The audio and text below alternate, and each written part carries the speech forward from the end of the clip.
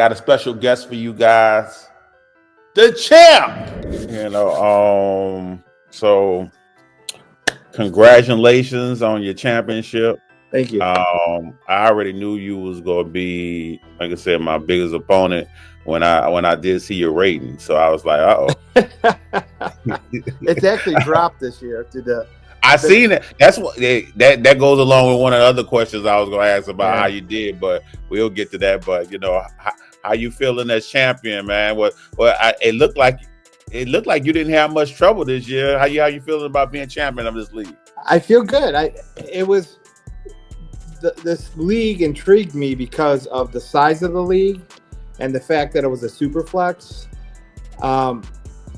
Those are tough leagues to be in. When you're in a big super flex league, you really got to bring your A game. And so I was excited for the challenge. And, after the draft, I felt good, but not great after the draft. And that was largely because of my selection. I was picking 12th, and that's pretty rough. It's an uphill battle from deep and, at the end of a big league like this. But I felt good about the draft, and just as things played, obviously there would be some things I would change if I could. Even though I wanted. What would you change? What would you change? Well, for starters, I would draft Saquon Barkley in the second round instead of Garrett Wilson. If you only knew, this year, I did not draft any Saquon, and it was my biggest mistake. Yep. Saquon, I was like, well, a lot of talking heads was on him, but I was like, well, everybody on him, and he can't be that good. Look, I'm saying he can't be as good as they think he's gonna be. And I was like, Hurts gonna take away from some of that. Man, that was the biggest mistake. The second one, I was on Henry this year, but I wasn't on him high enough. So I was on Henry too. And so my strategy, super flex leagues are different.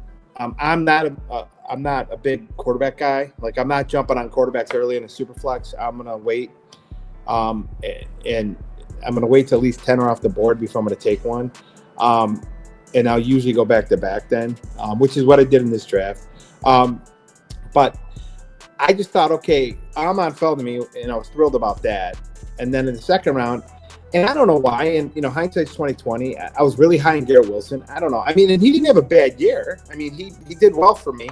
But when you look at the fact that you pass on Saquon, you pass on Derrick Henry, that would be the one thing I would probably change. But for the most part, the draft fell the way I wanted it. I got Achane in the third, which that to me was the biggest thing for my season, because I never expected him to be that late in a big league like this. So getting him the third round was huge. And then from there, I think the Darnell Mooney pick was a big pick for me, because he did well for me up until he got injured. And then obviously Brock Bowers. Oh my God.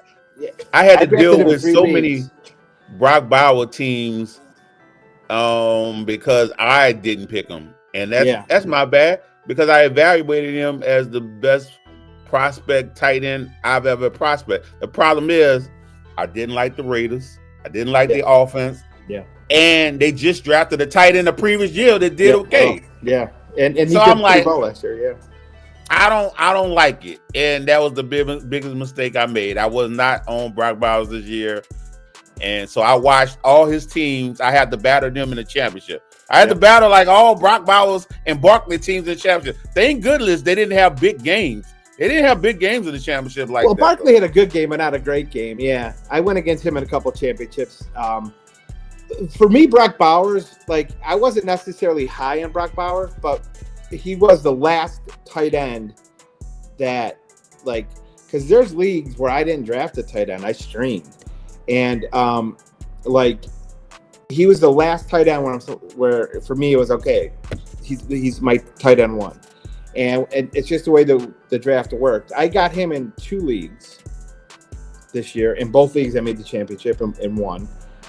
So it's, he definitely was this year's Laporta. There's no doubt about it. But I'm not going to sit here and say that I was anticipating that at draft. All I knew about Brock Bowers was after Brock Bowers, that was the cliff.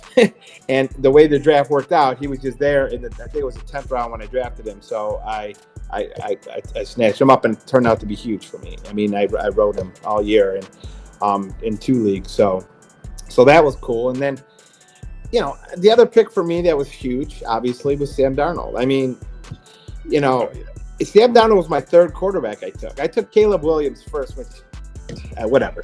And it could have been worse for us because you could have took Sam Darnold and Baker Mayfield. I know. It could have been worse for us. We could have really been getting it.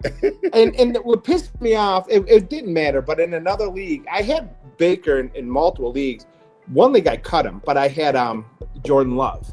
I cut him for Jordan Love, and that was a huge mistake. But then in that league, what ended up happening is somebody cut Sam Darnold at the end of the year. So I picked him up in the championship, and it worked out for me. But yeah, I mean, so Sam Darnold was huge. And other than that, I mean, in a league like this, for me, I didn't get overwhelmed. Like, you're not going to have a great team. Nobody's going to have a great team. Nobody's going to have a stacked team in a huge league like this, especially Superflex. But I just wrote it, and I got lucky with Caleb. He had some good weeks for me, and when I started him, but then it got to a point where I was never even going to consider starting him. I actually started him 1 week late in the season over Darnold, and he flamed out. And then I said, "That's it, I'm done." And I think the league week I did that, Darnold threw like 5 or 6 touchdowns. I think I won that week anyways, but I was like, "That's it, I'm done with Caleb Williams." He's too volatile, and that offense, that team is just, oh my god! And he just holds the ball too long, took too many sacks. I thought he'd run more, So that was probably my biggest blunder, other than not taking Barkley in round 2. My biggest blunder was taking Williams as my first quarterback. But again, with Darnold, it worked out. How many leagues were you in this year? I was in 16 leagues this year, and that will never happen again. Last year, I was in 11. See what happened last year was in 11 leagues. I made 8 playoffs. I made 6 championships, and I won 4 of them. So I had like the greatest fantasy season I've ever had. And I rode that wave into this year thinking, well, I could do it. So, so I jumped in 16 leagues. And for the most part, I had Christian McCaffrey in 7 leagues. How you even get? See, you a lucky dude. I already see that now. How you even get that high of a draft pick? Good God. Okay. All right. So I had him in a keeper from the year before in one of the leagues. I had 4 number 1 picks, which I'll say it and I'll continue to say it. That's the worst pick to have, in my opinion. Fantasy football is a number 1. It been the last few years though. I mean, the last couple years. Justin got hurt. Yep, and Jonathan Taylor. I mean, you could go on and on. So I took him. So I had him 4 number 1 picks. I had a keeper. And then I got him at the 3rd pick in the draft and the 4th pick in the draft. So, you're sitting 3 and he's there. You're going to take him. Now, I will say this, and I don't know if this is true or not, but I don't think I'll ever own a San Francisco 49er again. There's something about that team and that coach that, I mean, and I say that with bitterness because I don't know. That's a hard take. And I can't say that because I got Christian McCaffrey in keeper league, so that's obviously not the case. But I will say this: Deebo Samuel will never be on the team. Yeah, I was on Deebo this year, and he hurt me. He killed me. And when he showed up, he was on my bench. He was on my bench. So, 16 leagues. I made the playoffs in 8 of them. I limped into the playoffs in a few of those leagues. In 3 leagues, I had the number 1 team in the bye. Well, actually, no. I had the number 1 team. One of those leagues does not do buys. I lost to the 8th seed in that league. Yeah, I lost that week, and I would have won I would have won it too if I had a bye because my team balled out after that. But I did lose in week 1 in that league, in the playoffs, and I made 3 championships. Won 2 of them. The 3rd one I lost because of Deebo. Listen to this. I lost 230 to 237 in the finals. And I benched Devonta Smith for Deebo Samuel. So, and I think I did the same thing in one league, but I won that league. I didn't win the league. I won that matchup because I won 3rd place. But I had a feeling when I put Deebo out there, I was like, this is a risk because I think the only reason Debo ended up going off because Patrick Taylor is trash. So they had to utilize Debo more. So, but when Garindo came, I had a feeling Debo probably was going back to being trash. But the problem is when I looked because I played DFS that week for that game, and I looked and I was like, well, maybe it's gonna be a Debo game because it was saying the wideout, the wideout, whoever played not the slot but wide. Well, there's Purcell and Jennings. That's what I was about to say. But I looked at I was like, well, Purcell played wide out a little more than Debo, but I haven't been seeing him at all. Man, this dude ended up going out. I was so mad. Yeah, my wife was getting so annoyed with me because we're watching a game and like I every time I do the Purcell, I'm like, what the? And the thing that was blowing my mind is Debo was open. They just weren't looking at it. Debo screwed me. I traded Chase Brown for Debo Samuel in that league, which is fine because I had Jacobs, I had Pacheco, I had Kyron Williams, I had Rico Dowdle. I had all these running backs. So I'm like, I'm going to get rid of him for Debo. And it turned out to be a huge mistake. If I would have not made that trade, I would have won. But I did not want to start Debo on Monday night. I did not want to do it, but everybody was saying to start Debo. He was going to get running. They were going to use him as a running back. They were going to, and Devontae didn't have his quarterback, which turned out to be a blessing because that quarterback, both those guys, Pickett and the third stringer, were thrown to Devontae over A.J. Brown. So it is what it is. I lost in that league. I ended up negotiating with the guy right before the Monday night game because we both went off. Like, he had Neighbors, I had Higgins, he had Bo Nix, I had Darnold. I mean, we had so many guys go off, and we were both well over 200 points. And I was projected to beat him going into the Monday night game, but I did not have a good feeling about Debo. So I reached out to him. I'm like, you want to split? So we ended up splitting, which turned out to be good for me because I got an extra $250 out of it. He won, he got the championship, but it is what it is. But, looking back in this year for me, I mean, obviously Christian McCaffrey killed me. If he plays and plays well, I do much better. But I can't complain with, being in that many leagues and I had so many injuries. Even the league I made the championship and I had 7 guys out for the season. So, it was just one of those years where you had to grind it. I learned a lot about myself as far as fantasy is concerned. I still have good faith in my drafting strategies. I'll continue to draft accordingly. And, it's just Saquon, Derrick Henry, running backs in general. I never really put a high price on running backs. I'm more of a wide receiver focused drafter.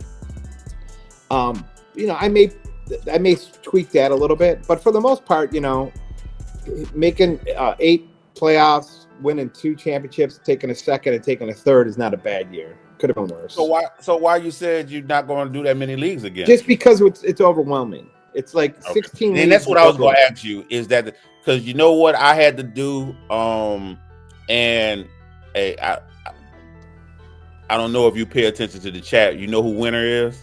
He's very vocal. Yeah. So Winner kills me for this, but I use Fantasy Pros, and with Fantasy Pros they have a feature where on every platform except for like Sleeper, they would automatically bench your players that's injured. They'll switch them out for the best available player. Yeah, they do that on Sleeper, right? Yeah, but they don't do that on Yahoo, right? No, it does. But I'm saying for Fantasy Pros, does it? Mm-hmm. They do it for Yahoo. They do it for MFL. They do it for ESPN. Do it for NFL.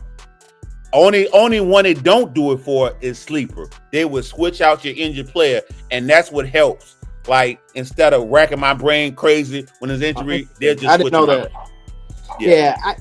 So for me with 16 leagues, it's like Tuesdays is obviously hell because you're dealing with free agents, and like it cost me. It ended up actually did it cost me in this league? It cost me in one league. a tight end. I didn't get the right tight end in. No, it was another league. I won that league too, but I had to squeak into the playoffs in that league.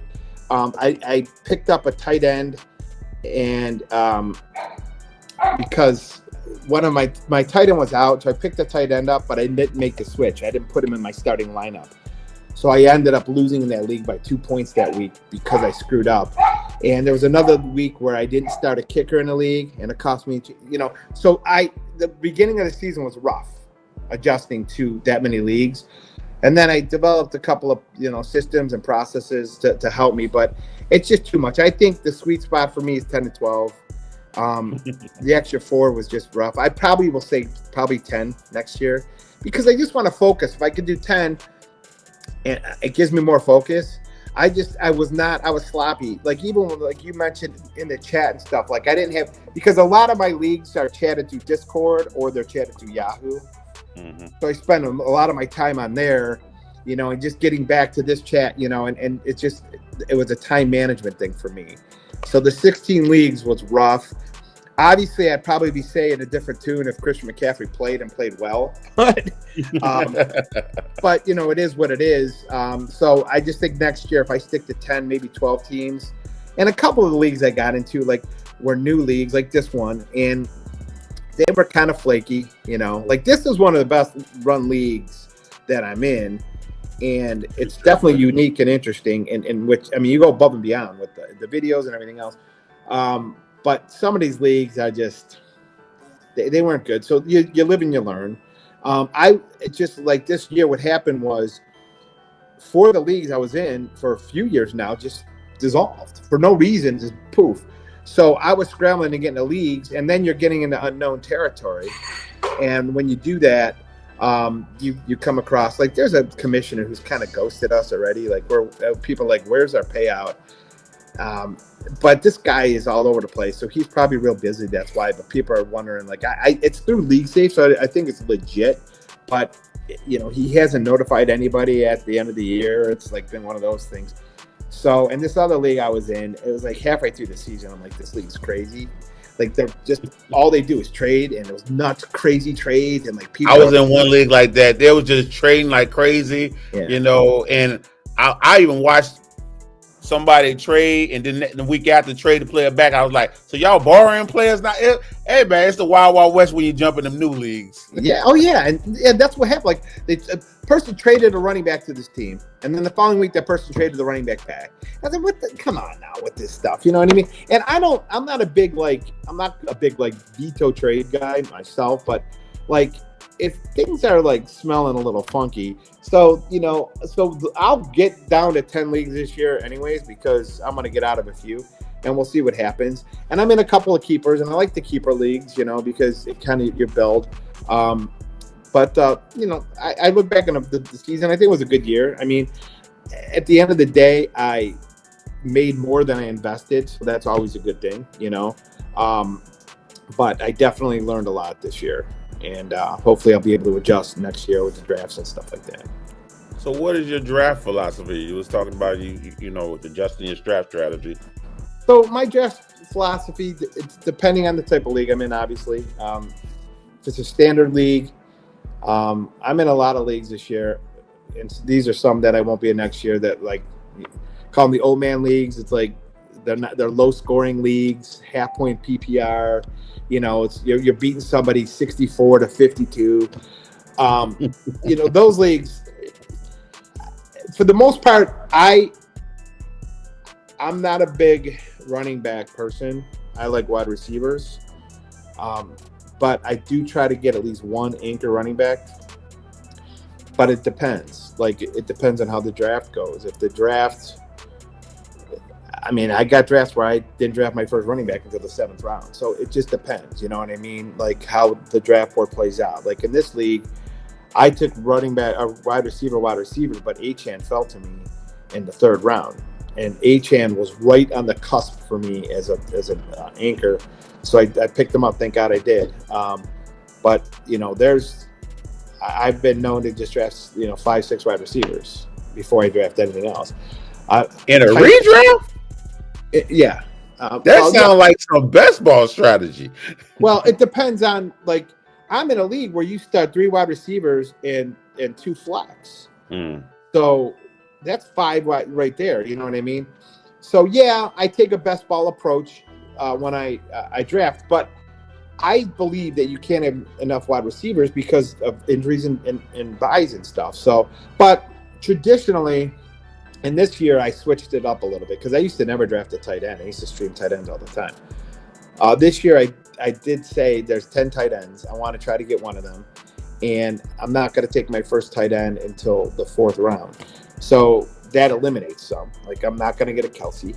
I didn't have Kelsey on any of my teams. I didn't have Laporta, thank God, on any of my teams. Thank God. Yeah. I was on Laporta this year, but everybody was on him higher, and I felt sorry for those people.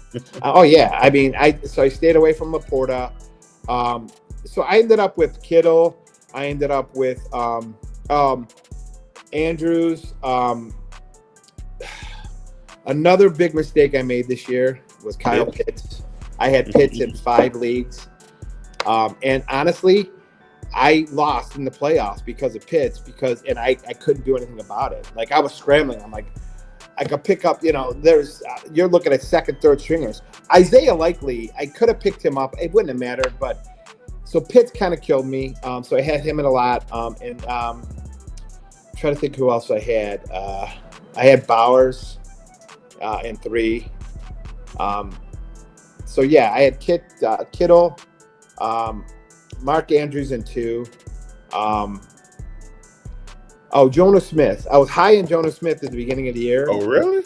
Yeah, I was high on him as a sleeper, so I got him in a couple of leagues, and thank God I held on to him. But in one league, I had Brock Bowers, Mark Andrews, and Jonah Smith on my team. So it was kind of like, and I held on to him for as long as I could because I didn't want anybody else having one of those guys.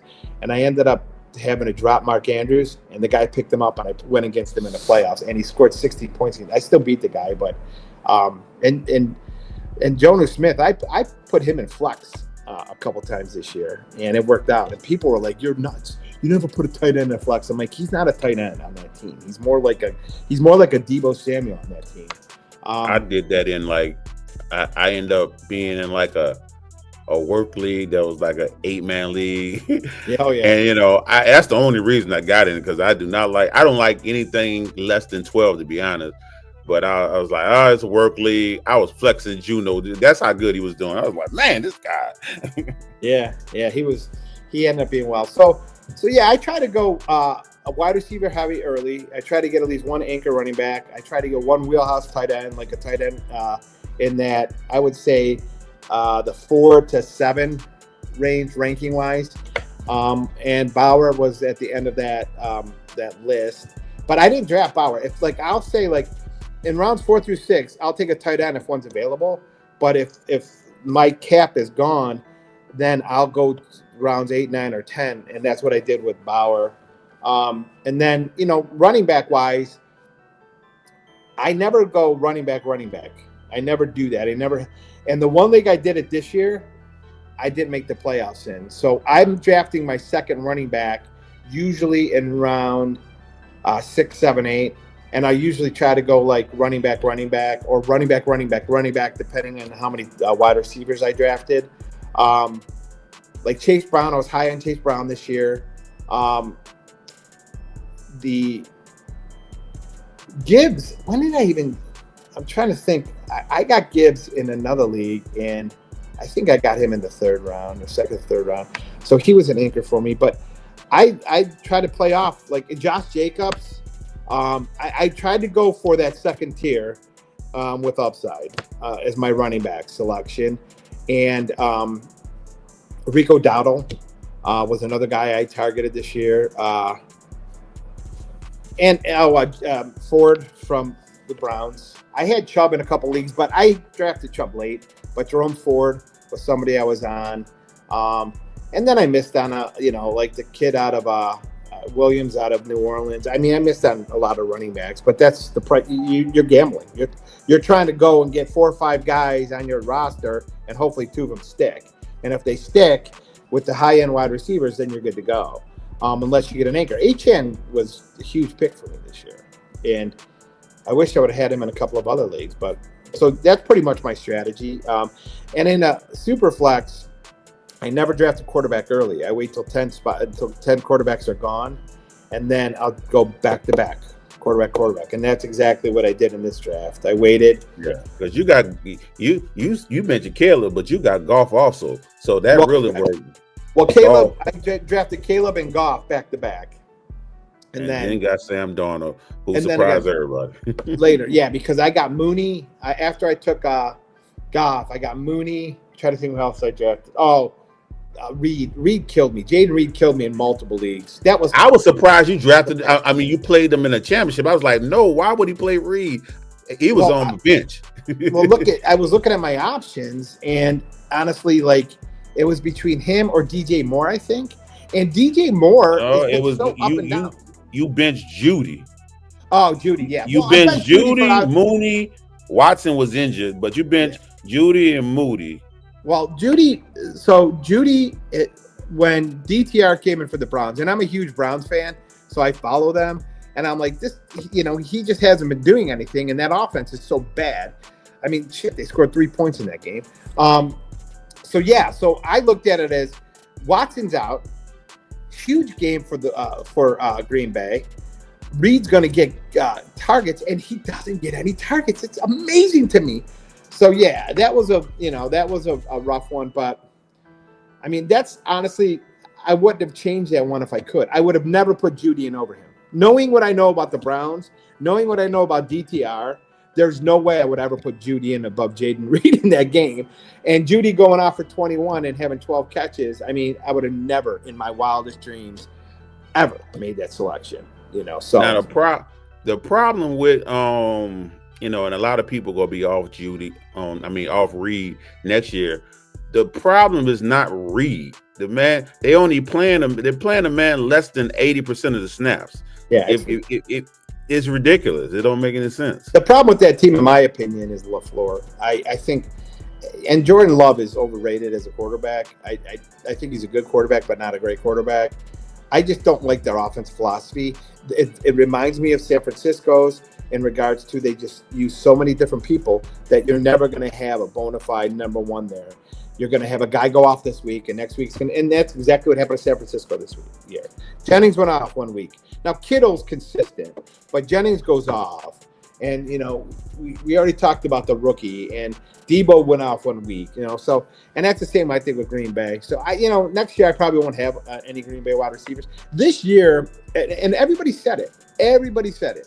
There's no bona fide number one in Green Bay. So if you're going to draft a Green Bay Packer wide receiver, just hope and pray. Grab one and hope it works. And that's what happened. They never had a guy consistently. I think Jordan Love only had 24 touchdowns this year. So it's not like, a lot was going on in Green Bay as far as, they weren't throwing about. Josh Jacobs was the guy. And I had Josh Jacobs in a league, and he carried me to the finals, man. He was a stud. So that's basically, the way I look at drafts. And, I'll continue to do that. I think, unless, I have caveats, if Josh Allen or Jalen Hurts is, there at I'm not going to take I'm just not going to be that guy to take the first quarterback off the board. And I get everyone's so high on like Josh Allen and stuff. I'm just not that person. But if they fall to like the 4th round or the 5th round, then I'll hop into that. But I'm just not a type of person that I'm always drafting a quarterback later. I'm always taking a guy like Baker or a guy like Darnold or a guy like Goff or a guy like I'm trying to think of some of the other quarterbacks I had this year. I had Baker in a lot of leagues, but I was high in Baker to begin with. I had Goff in 2 leagues. I had Darnold in 3 leagues. I did have Jordan Love. I did draft Joe Burrow, but I got Joe Burrow in the 8th round in the draft. So, I'm jumping on that. And he was phenomenal. I did not have any shares of Chase this year. If I had to do everything over again in my life, I would have substituted CMC for Jamar Chase. I would have taken Jamar Chase. Well, he the one-on-one next year. One-on-one next year. Him, Barkley, will be up there, and So the problem with that is, will he stay healthy? Gibbs will be up there. Gibbs is a stud, and he's got to stay healthy. But so overall, that's pretty much it. My strategy. So what you think I can do to improve this league going forward? I don't think there's anything. I mean, I think, you're very interactive. I love the videos. I think, there's really not much. I mean, I think you just, keep being you, doing you. And I think I couldn't think of a thing, honestly.